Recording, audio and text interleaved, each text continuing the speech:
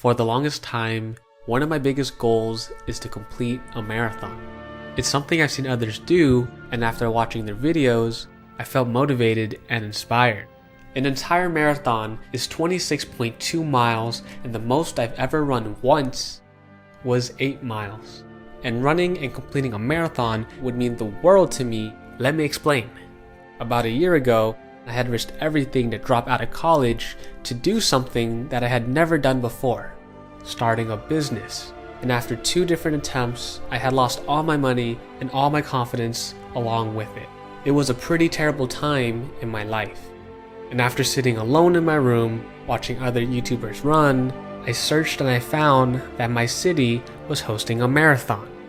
So, on the 1st of February this year, I signed up to run my first ever marathon in San Francisco, California. Registration and payment is successful. Would you look at that? And the race will be on July 24th later this year. Alright, so I'm excited and I'm nervous, but I also wanted to surprise my family.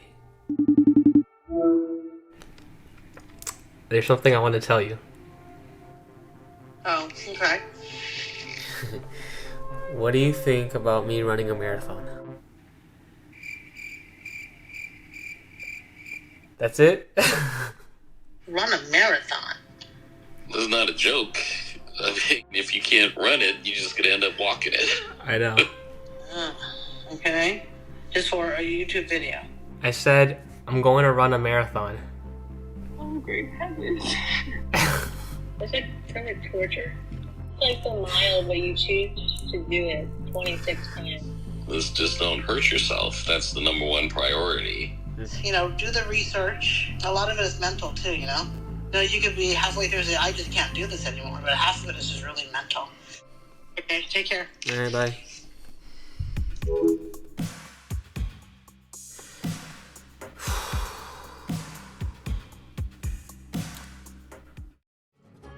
Fast forward, it's now the end of May, and there are 10 weeks left. It was officially time to go for my first run, but it was a matter of time because I've only ran like a mile or 2, but my body physically, I'm starting to feel it now a little bit. Wow. The pain in my calves were unbearable, and I was forced to walk home. When I got home, I knew I needed to take this more seriously. I thought, what if during the race, I had terrible pain, and I could no longer run?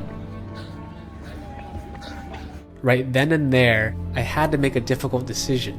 Was I still going to run this or not? And after having a few days to think and rest, I was back out again, taking it nice and slow, and having my body get used to the impact. Now the new goal was to build my base mileage. It's the average numbers of miles I needed to run by the end of the week. So for a first-time marathon runner, I should run 3 to 5 times a week and run between 30 to 35 miles by every Sunday. So the funny thing is, when growing up, I was definitely afraid of the dark, but running at night like this, you could say that's gone. Moments like these just makes me appreciate life more. And look how beautiful that is. And the great part about training is that I'm finally exploring the city, either really early in the morning or really late at night. It's completely dark. And one night I ran to a different city and I got an In-N-Out burger. Probably not the best, but it tasted so good. There were other special nights where I ran around a lake and I saw the beautiful shining, not so shining on camera, water. Wow. And there was one night where there wasn't a sidewalk. This is so scary. There's no sidewalk. I even got new AirPods, a running belt, a book, and I went to Costco to look for the right snacks. Don't mind me. Weeks were going by and I was slowly building my distance. I was having fun, and I felt like I was getting closer to my ultimate goal. A few weeks later, with only 6 weeks left, I was running out of time. I was still eating whatever I wanted, and I had many days where I ran and I gave up. This was not good. One night, when I went back to my parents' house, I went out for a longer run and I tried to set a new personal best, 15 miles. And well, it didn't go as planned. By the time I got to mile 13, my body was starting to struggle and I could barely get to mile number 14. And once I got to mile 14, my body was feeling very heavy and I pushed myself to my limit. I'm still 5 miles away, but my legs are like jello. I ended up running too far from home and with no other choice but to call my mom. Just called my mom to pick me up. Legit, I do feel bad. It is midnight and I'm asking my mom to pick me up. It was embarrassing. And with my body slowly shutting down, I walked over to an In-N-Out burger to wait and to reward myself. I'm walking like a penguin. I'm like waddling. 20 minutes later, my mom arrived and we waited together in line. And once we got home, I felt relieved, but it was hard to enjoy myself. Then one early morning, once I was back in San Francisco, I explored a part of the race. For the first time, I was going to run on the Golden Gate Bridge. Time to run it. It was something that I've always wanted to do, seeing the cars go by, feeling the cold weather on my skin. It was a beautiful morning. And on the way home, unexpectedly, at mile number 8, my legs again were ready to give out. Mile 8, and I'm walking. So tired, dude. So tired. I still had 4 more miles before I got back home, but I didn't want to risk an injury. So I took the next closest bus and I took it all the way home. With 3 weeks left, I felt like my longer runs were becoming shorter, going from 15 miles back down to 8. This time, I went for a shorter run again, and everything was going well for the first few miles, but for whatever reason, my ankles were in so much pain.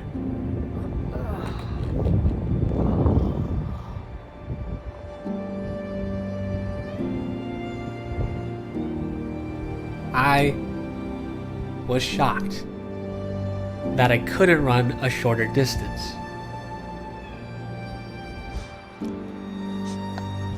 And feeling really worried, I thought, what if I switched and ran a half marathon? It's 13 miles and at the least, I know I can finish. But then I told myself, I shouldn't take the easy way out either. So, what if, on my own, I did a practice marathon? I still didn't know if I can finish, and I haven't ran more than 15 miles at once.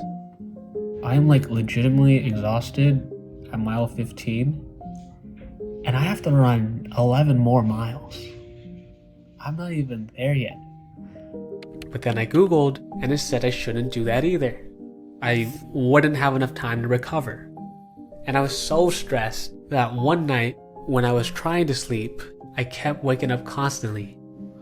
It is 3:38 a.m. and I can't sleep.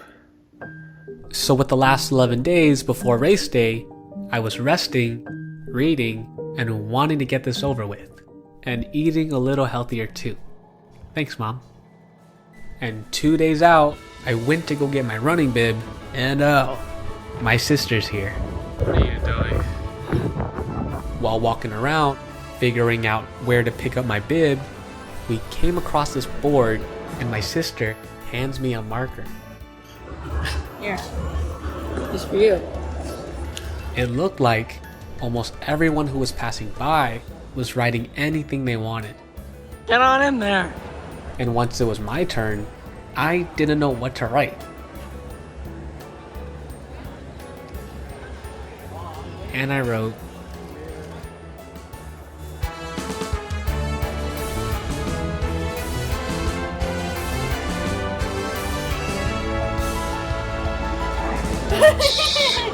Are you plugging yourself? Shameless plug. Got my shirt, Got my bib number. San Francisco 26.2 marathon. I like this. I really like this right here. Doesn't feel real yet.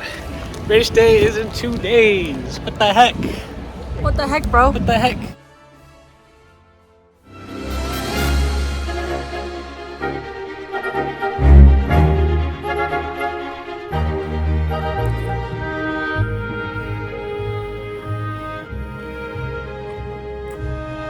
I'm now taking a shuttle to get to downtown where the race starts.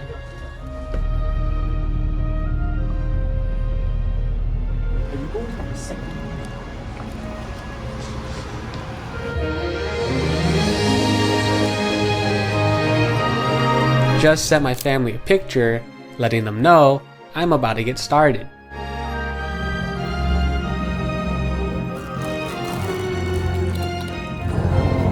Gear check.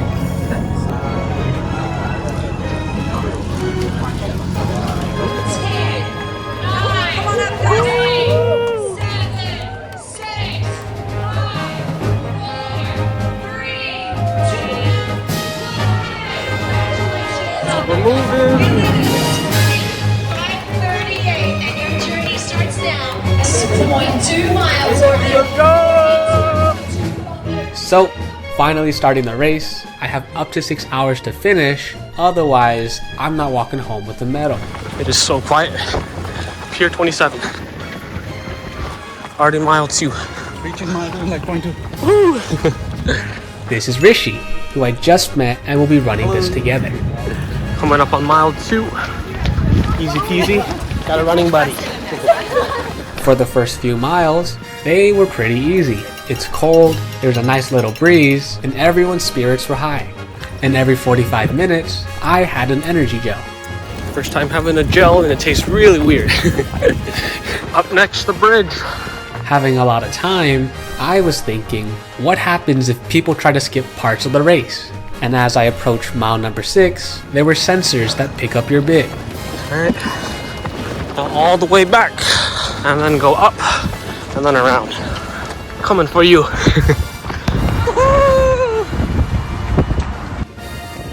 And still early in the race, there were still smiles on Rishi and my face. The best time right now. I'm like really enjoying the race. It has not hit me yet. Everyone's walking now. Just got off the bridge. Crossing mile 14, it started to get really weird because this is where I took the bus back home. I was too tired that day. But now, 26. Before mile 15, all that water in Gatorade was catching up with me. Thanks for waiting, Rishi. It was now 9 a.m. and the streets were starting to wake up. It was so funny and such a great feeling not having to wait for the cars. They're stuck in traffic. Before mile 17, I was starting to feel worn down, but lucky for me, some of my family were there. It is Sunday, July 24th, 2022, and we see Eric in the San Francisco Marathon. Go, Eric! And just seeing them gave me back a lot of confidence, and it was so good to eat something else. Thank you, family, for getting me snacks. They're so good right now. Oh my god. Coming up on mile 18. How you feeling, dude? I'm in the zone, bro. We're gonna finish this. We're gonna finish this today. First marathon, right? First marathon. We got it. There it is. Mile 18. Let's go. Let's go. Half marathon. I'm doing full. Woo! Not done. At mile 20, it was starting to get really hard. Come on, man. Let's go. We got this. At mile 21, I almost ran into the mile marker. 10 a.m., 4 hours and 32 minutes in the race, I was slowly running down the hill and I was slowly losing Rishi. It was getting super hard and I was looping my favorite song.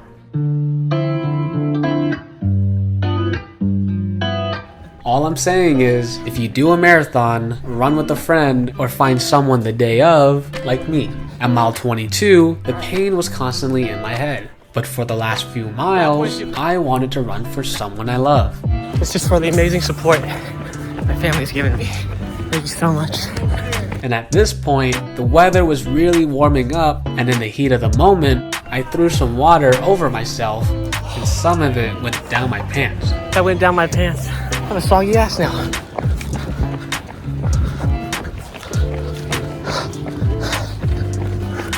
Thank you to my friends for such an amazing support system. Wouldn't be here without them. Feeling super grateful, it wasn't enough to keep me going. I was exhausted, lightheaded, and my body's shutting down. I felt like I was going to hit face first to the ground. I had finally hit the wall. Trying to stretch and bring some life in my jelly legs, and with the help from a stranger and saying, Thank you. And seeing everyone else still run, there was a fire lit under me. Don't quit. Cannot. Back out now.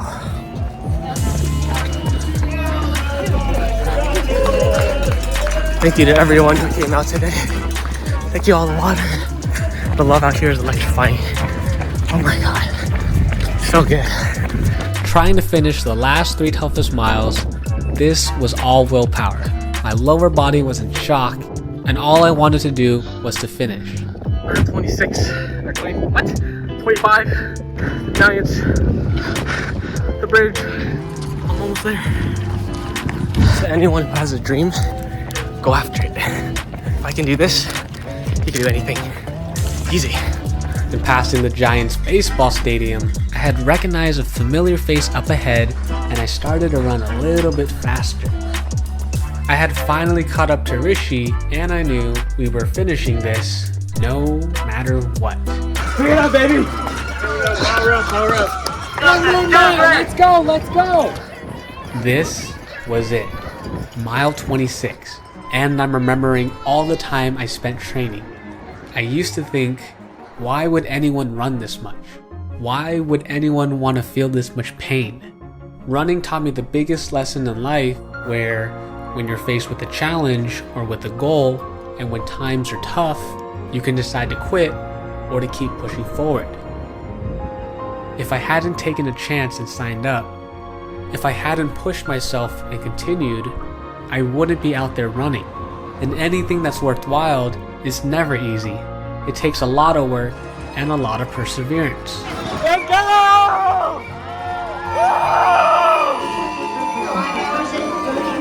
If you have athletes still out on the course, we need to stay hydrated these last couple of miles. Julian.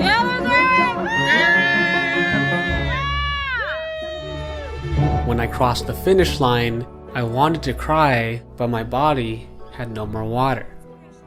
I finally realized that our bodies and our minds are so much stronger than we think. Eric!